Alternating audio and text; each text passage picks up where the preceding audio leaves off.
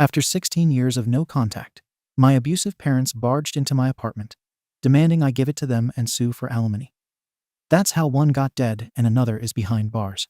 So, I'm a 35-year-old female living quite a comfortable life now, thanks to myself and only myself. I come from a very conservative family, dominated by men. My grandparents had 2 daughters. My mom, my aunt, and my 7 uncles, from a country where Catholic values are deeply engraved in people's minds and souls. As a girl, I was always looked down upon and kept on a tight leash. I was supposed to be seen but not heard, be polite and subservient towards everyone, be pretty and girly, etc. That never sat well with me. I was that pants and mud type of girl. Not the Barbie doll everyone expected me to be. Thanks to that, I spent most of my childhood days grounded in my room. And to this day, I refuse to have an ironing machine at home. Shortly before my 16th birthday was my tipping point. Things I do not wish to disclose happened, and I decided to simply vanish into thin air. The next 12 years were. Let's just say that it wasn't the most honorable time of my life. But I managed. By the age of 23, I had bought my first house without a mortgage, credit, or anything else. Hard cash. Since it was a time when I was working at a club and also sleeping there, I decided to rent the house out. Extra income never hurt anybody, and besides, I didn't plan on working in a club forever. I enrolled myself in online classes, finished high school, and thought that it was a good time to go back home and show everyone that I can actually make something out of myself. That didn't go as I thought it would. There were a lot of harsh words. Things got pretty ugly pretty quickly, and let's say that I had to take about a month or so off work to physically recover from the family reunion. My then boss's wife, bless the lady's heart, was and is a gentle, loving soul, so I stayed at their place during my recovery. That's when I decided that it wasn't worth the hassle and heartache of trying to win my family over. I changed my legal name, phone number, and email, deleted everything connected to my past, and flipped my life around.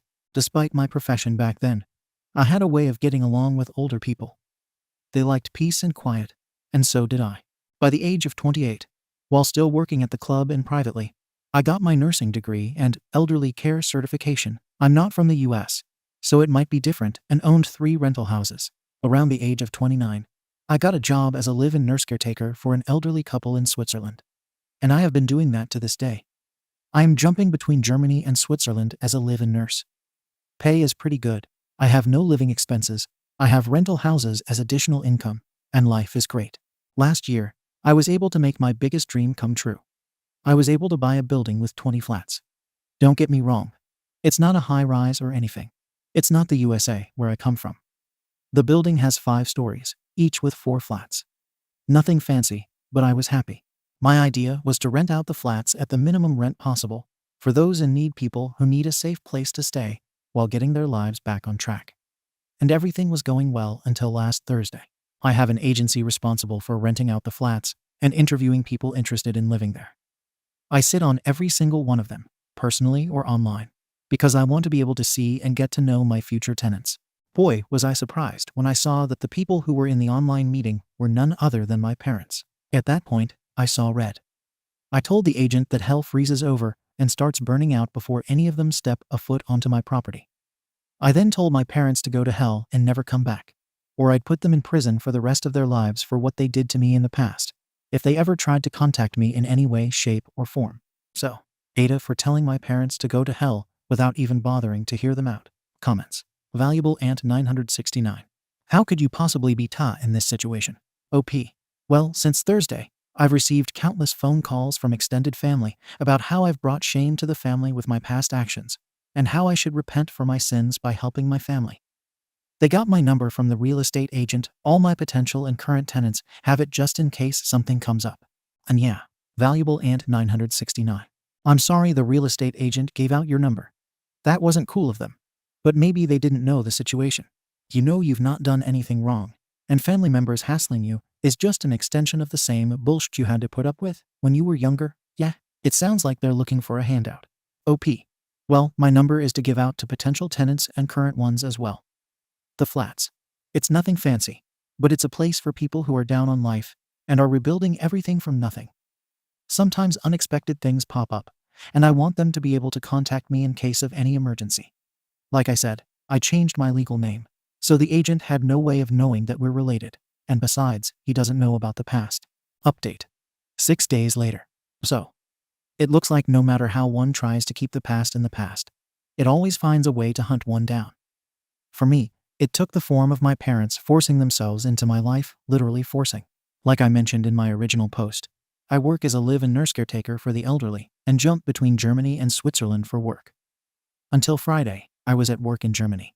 But that changed drastically in a matter of hours after quite a few phone calls I received from my tenants. It turns out that my parents broke into one of the empty apartment units. This is actually an issue, and a big one. In the country where I come from, we have a law that actually prohibits all evictions between October 1 and March 31. And you also can't evict elderly people on disability and those who live with them. Due to the nature of my country, breaking and entering or illegal squatting is also off the table to get them out of my property. I was back in my country on Saturday morning due to this. But what I didn't expect was a letter from the court in my mailbox, stating that my parents are suing me for alimony. And lovely circumstances. After reading this, I actually flew into a rage, and the only reason why I'm actually able to get this BS off my chest is thanks to my lovely tenants, Robert and Anna. Robert was the one who physically stopped me from breaking down the doors to the flat that my parents took over. And Anna and her dog Aries are total pros at calming your nerves. Who can resist a goofball golden retriever? Guys, you need to understand something here. I despise my parents to the core. Every single molecule of my body emanates pure and unfiltered hatred towards them. Endless tirades of hate spewing from my mother's mouth at each and every single tiniest mishap. My room being reduced to nothing but my bed, desk, and chair. Nothing else.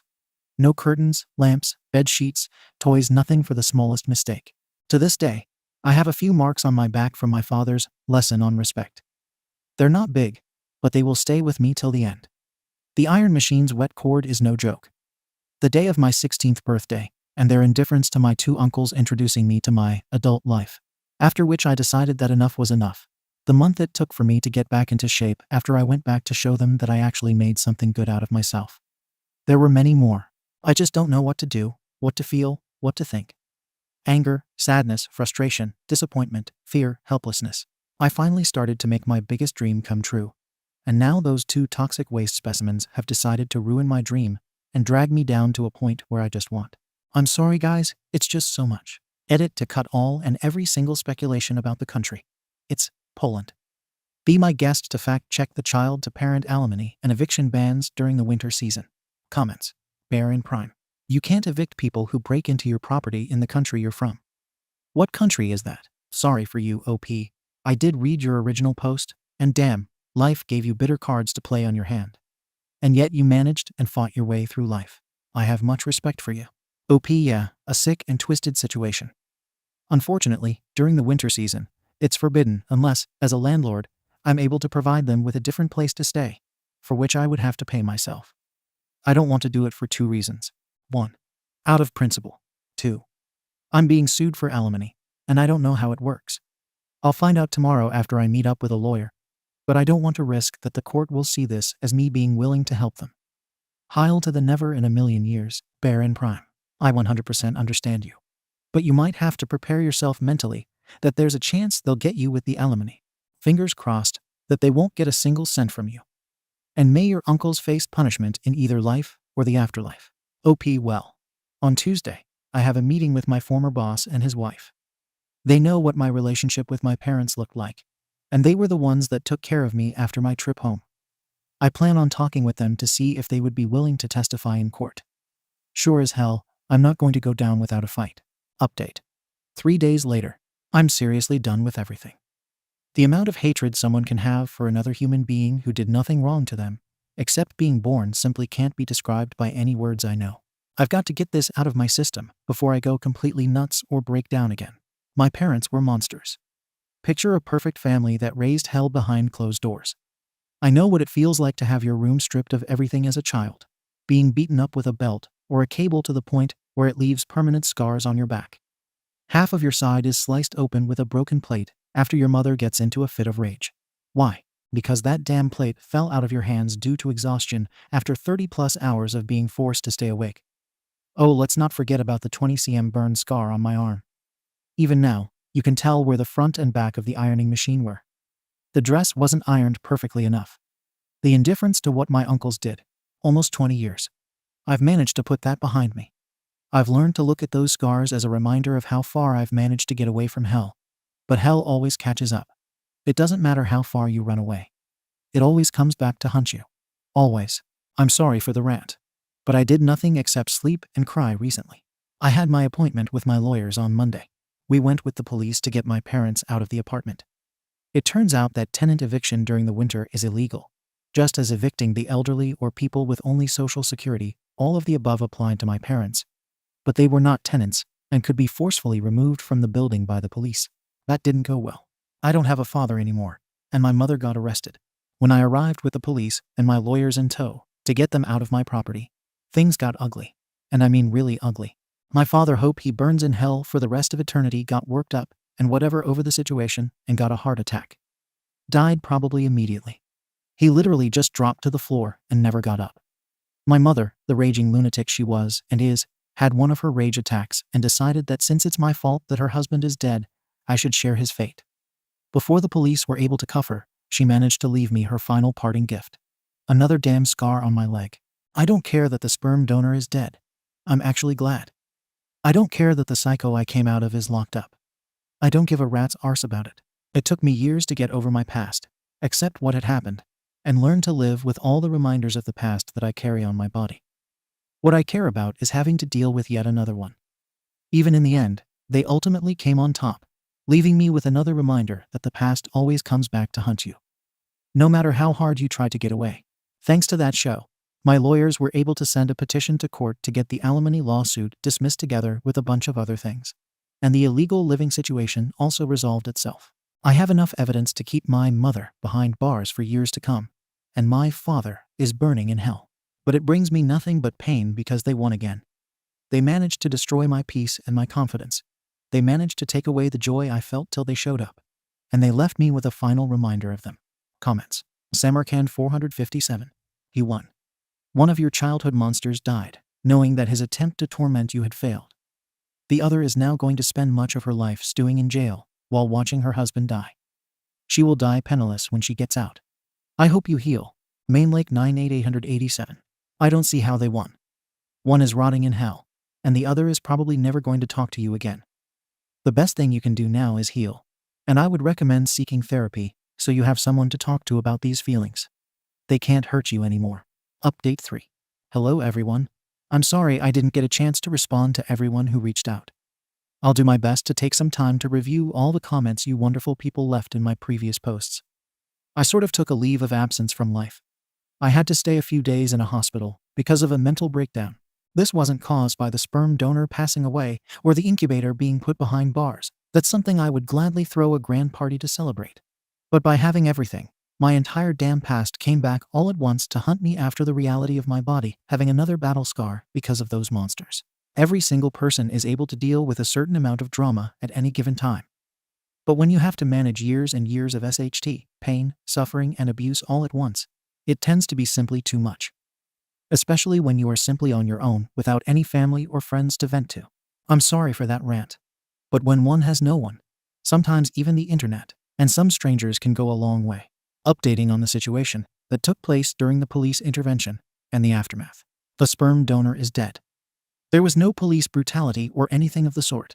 He simply couldn't handle the situation, stress, or whatever else came with that. So he dropped dead on the spot. An ambulance was called, and he was pronounced dead.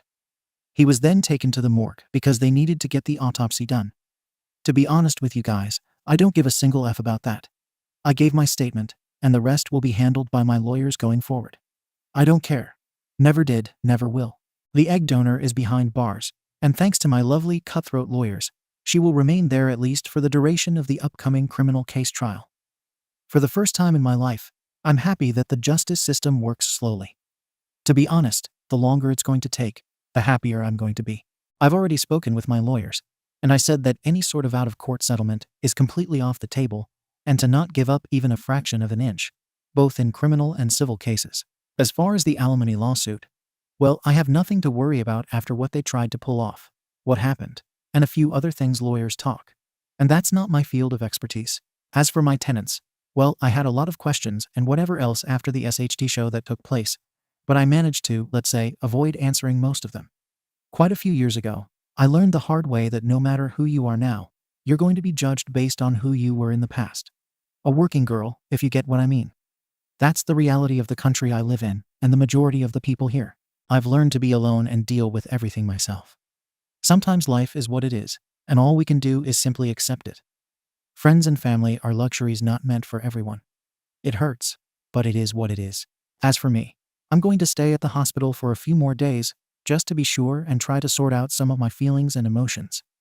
On the 20th, I'm going to be going back to Germany to start another contract job. That's that, I suppose. Second story. OP's mom evicted her son M16 after he called her out for uninviting a gay kid to his sister's birthday party at Mother's Day dinner. This happened a few days ago, and he's been staying at a friend's since Sunday nightish, to be exact. They've argued a lot about his friends in the past, but this time it was about me, and he still hasn't come back yet. We went out for dinner for Mother's Day when we began talking about my upcoming Sweet 16 and a family that Mom doesn't want there. I have a friend named Max, not real name, who was always cool with us, but since he came out as gay, I haven't been allowed to hang out with him anymore, and Mom uninvited him from the party because she said she was paying for it. I told them many times that I wanted him there, and he's not my best friend, but we're still friends. But she said no because it's her money, and has also gone on Facebook to talk about why his parents raised him wrong and stuff like that. Mom said that Max's father wasn't too happy about him coming out too, but I don't know too many specifics. When we were at dinner and the party came up, my brother got upset when my mom made a comment about a Facebook post she liked about BLM that she was looking at or agreeing with. But my brother called her a hypocrite when she showed Dad the post and said that she supported them while she hated gay people and that she was no better than a racist. And Dad told him to stop, and Mom said that she didn't want to talk about the party at dinner. But he didn't stop and raised his voice to where others heard him, and he called her a WH. And that's when she told him to leave, and he got up and drove off. Mom has thrown a lot of his things out, and she said that she has talked to the parents of the friend he's staying with. But he hasn't come back yet, and I feel like it's my fault, and I don't know when he'll come back. Part of me doesn't even want the party anymore, and I just feel like I ruined everything by even wanting one. Is there anything I can do to fix all of this besides telling them that I don't want to have the party because Mom said that I'm having it whether I want it or not? Update. My brother ended up coming home in a few days, but before he did, I was able to talk to one of my friend's moms from school and tell her what happened and everything before she already knew about Max coming out and was cool. And she said that she saw my mom's Facebook post too, and that she disagreed with them. I showed her my first post and some of the responses saying I didn't do anything wrong, and that I didn't want to call CPS or the police on my phone because of parental controls. But she said she would call CPS for me because she didn't want them to find it on my phone. I also told her that I didn't want a Sweet 16 anymore. She didn't call when I was there because she said she wanted to talk to her husband about it first when he got back later. But my brother also came back with Dad a few days later too, and Mom said that they worked it out, but didn't tell me any specifics. He was upset with some of the things that Mom threw out or went through his room when he wasn't there. But Mom said she still might have some of them or something. And I told him that I was able to keep a few things, and that I was on his side and disagreed with Mom. I'm not sure if CPS did anything because he came back really soon after. But Mom went back on Facebook after I told her that I didn't want the party anymore and posted that it was Max's fault and a bunch of things about him again.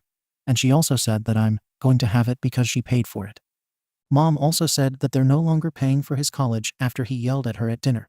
But they haven't argued much since he came back, although I feel like they might as we get closer.